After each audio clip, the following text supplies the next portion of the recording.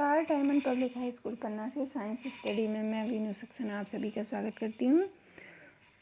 बच्चों, आज हम पाठ 18 अपशिष्ट जल की कहानी के प्रश्नों के उत्तर हल करेंगे।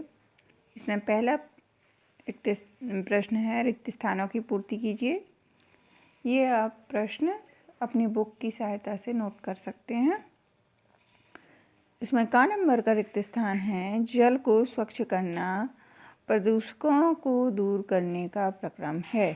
तो इस रिक्त स्थान में हमें प्रदूषकों लिखना है। ख नंबर का रिक्त स्थान है, घरों द्वारा निर्मुक्त किए जाने वाला अपशिष्ट जल मल विसर्जन कहलाता है। तो रिक्त स्थान में लिखना है ख नंबर के में मल विसर्जन। ग नंबर का रिक्त स्थान है, शुष्क का उपयोग खाद के रूप में किया जाता है।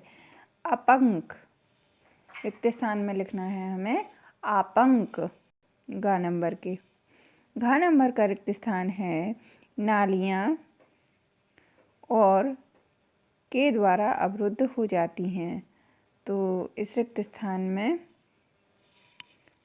हमें लिखना है पहले रिक्त स्थान, घ नंबर के पहले रिक्त स्थान में लिखना है खाना पकाने का तेल, और दूसरे रिक्त स्थान में लिखना है वसाओं के द्वारा अवरुद्ध हो जाती हैं। प्रश्न क्रमांक 2 है, बाहित मल क्या है?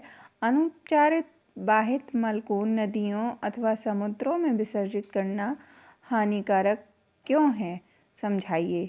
तो इसका उत्तर है, बाहित मल घरों, उद्योगों, अस्पतालों, कार्यालयों और अन्य उपयोगों के बाद प्रवाहित किए जाने वाले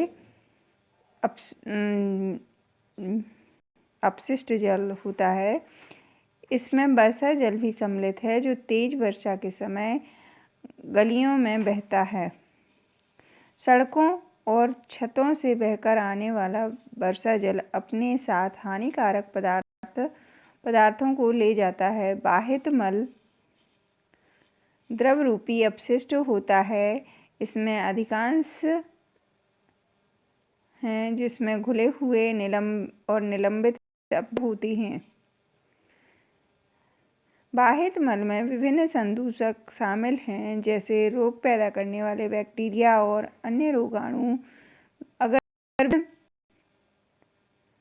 संदूषकों को नदियों या समुद्रों में उतारा जाता है तो नदियों या समुद्रों का पानी भी दूषित हो जाता है। इस दूषित पानी का उपयोग पीने के लिए किया जाए तो यह रोगों का कारण बन सकता है, जैसे हैजा, टाइफाइड, पेचिस, मौत आदि हो सकते हैं।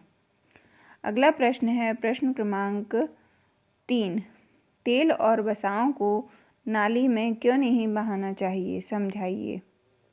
तो इसका उत्तर है, खाना पकाने के तेल और वसाओं को नाली में नहीं बहाना चाहिए। ये पाइपों में कठोर पदार्थों की परत जमा कर उसे अवरुद्ध कर सकते हैं। खुली नाली में वसा मृदा के संरंध्रों को बंद कर देती है, जिससे उसकी जल को फिल्टर करने की प्रभाविकता कम हो जाती है। तेल और वसाओं को कूड़ेदान में ही फेंकें। अगला प्रश्न है, प्रश्न क्रमांक 4, अपशिष्ट जल से स्वच्छ जल प्राप्त करने के प्रक्रम में सम्मिलित चरणों का वर्णन कीजिए।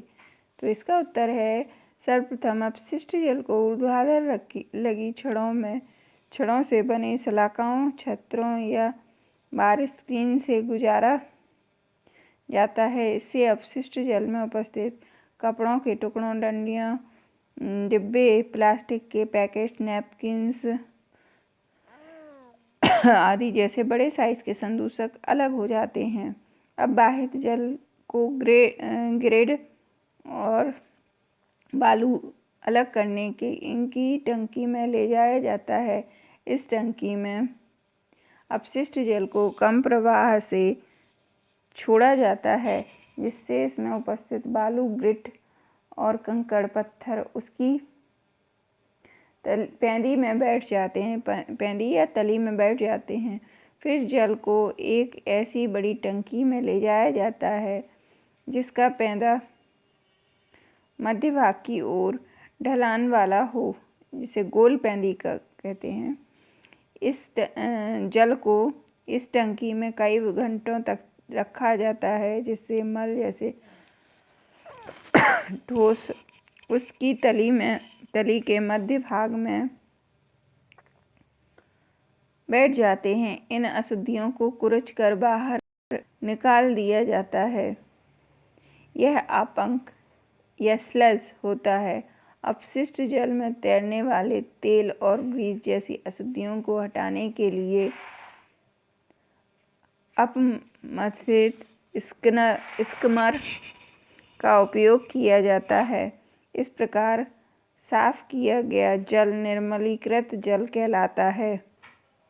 अपंक को एक पृथक टंकी में स्थानांतरित किया जाता है, जहाँ यह अवायवीय जीवाणुओं द्वारा अपघटित हो जाता है। इस प्रक्रम में उत्पन्न होने वाली बायोगैस या जैव गैस का उपयोग के रूप में अथवा विद्युत उत्पादन के लिए किया जाता है। निर्मलीकृत जल में पंप द्वारा वायु को गुजारा जाता है, जिससे इसमें वायवीय जीवाणुओं की वृद्धि होती है। ये जीवाणु निर्मलीकृत जल में अब भी बचे हुए मानव अपशिष्ट पदार्थों, खाद्य अपशिष्टों, साबुन और अन्य अवांछित पदार्थों का उपयोग कर लेते हैं। तो बच्चों, आज के वीडियो में बस इतना ही। अगले वीडियो में हम आगे के प्रश्नों के उत्तर हल करेंगे।